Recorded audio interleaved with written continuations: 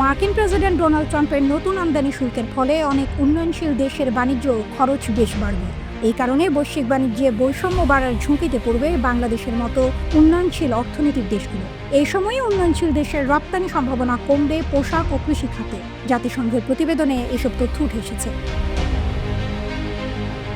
প্রায় এক শতাব্দী ধরে অপরিবর্তিত বৈশ্বিক বাণিজ্য ব্যবস্থায় বাংলাদেশের ক্রমবর্ধমান অর্থনীতি ট্রাম্পের শুল্ক আরোপে বড় ধাক্কার মুখোমুখি পড়ছে। তবে শুল্ক বাস্তবায়নে 90 দিনের স্থগিতাদেশ অর্থনীতির পালে কিছুটা হাওয়া দিলেও দীর্ঘস্থায়ী ক্ষতির সম্ভাবনা থেকেই যায়। গতকাল বৃহস্পতিবার জাতিসংঘ বাণিজ্য ও উন্নয়ন সংস্থা আঙ্কটাড প্রকাশিত staring the vulnerable the cost of new tariff burdens প্রতিবেদন এমনটি ইঙ্গিত দেওয়া হয়েছে।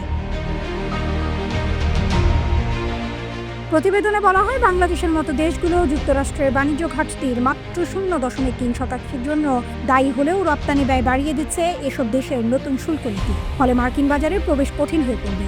বিশেষ করে পোশাক ও কৃষি পণ্যের মতো খাতগুলোতে রপ্তানি সম্ভাবনা কমবে। যুক্তরাষ্ট্রের আমদানির ওপর 10% হারে সর্বজনীন শুল্ক আরোপ করলেও জুলাইয়ের দেশভিত্তিক অতিরিক্ত শুল্ক কার্যকর হবে।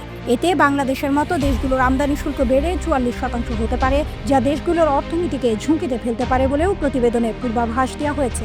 এই পরিস্থিতিতে আন্তর্জাতিক সহযোগিতার ট্যারিফ নীতিমালা ও উন্নয়নশীল দেশগুলোর জন্য বাজারে প্রবেশে সহজ শর্ত নিশ্চিত করা জরুরি বলে প্রতিবেদন উল্লেখ করা হয়। তা না হলে নতুন ধরনের বৈষম্য তৈরি হতে পারে বিশ্ব বাণিজ্যে, যা দীর্ঘমেয়াদে বৈশ্বিক উন্নয়নকে ক্ষতিগ্রস্ত করতে পারে।